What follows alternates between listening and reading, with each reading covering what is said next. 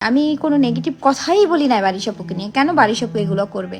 আমি প্রতিবাদী কণ্ঠে কথা বলেছি, এখন আমাকে নিয়ে কন্ট্রোভার্সি তৈরি হচ্ছে। আমি বুঝতেই পারি না যে এই সোশ্যাল মিডিয়া এত খারাপ, এইখানে সত্যি কথার ভাত নাই।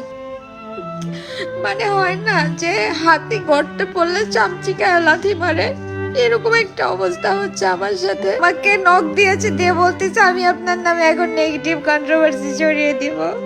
আমি রাস্তায় বের হতে পারি না, আমাকে যদি থ্রেট করা হয় আমাকে গুম করে দেওয়া হবে। এখানে তো তারা আমাকে থ্রেট করতেছে।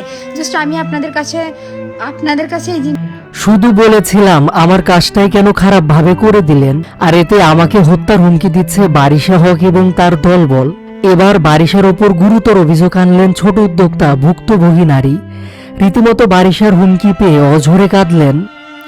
রুবাইত ফাতেমা তনির সাথে দ্বন্দ্বে জড়িয়ে এবার যেন কিছুটা বিপদে ব্র্যান্ড প্রমোটার বারিশা হক। একের পর এক তার বিরুদ্ধে গুরুতর অভিযোগ আনছেন অনেকে। এদিকে এবার ডক্টর জাহাঙ্গীরের পর কেঁদে কেঁদে অ্যানিসেট মেকওভার ফ্যাশন বিউটি পার্লারের মালিক বারিশার বিরুদ্ধে আনলেন অনেকগুলো অভিযোগ। মূলত এই বিউটি পার্লারের মালিক কিছুদিন আগে বারিশাকে নিয়ে একটি ফটোশুট করেন, কিন্তু বারিশা এই মেয়েটার কাছ থেকে পরিপূর্ণ টাকা নিয়েও ভালোভাবে কাজটি করে দেয়নি, যার ফলে কিছুটা অভিমান নিয়ে এই মেয়েটি বারিশার বিরুদ্ধে একটি ভিডিও পোস্ট করেন, যেখানে ভিডিওতে বারিশার সমালোচনা করেন। আর এতে নাকি এই মেয়েটিকে হত্যার হুমকি দিচ্ছে বারিশা এবং তার দলবল। তাই তো সম্প্রতি লাইভে এসে বারিশার বিরুদ্ধে কথা বলতে গিয়ে অঝরে কাঁদেন এই ভুক্তভোগী নারী। তিনি বলেন, শুধুমাত্র কাজের সমালোচনা করেছে তাই আমাকে হত্যার হুমকি দিচ্ছে, একটু পরপর ফোনে থ্রেট দিচ্ছে, বলতেছে আমাকে গায়েব করে ফেলবে, আমার বিউটি পার্লার গায়েব করে ফেলবে।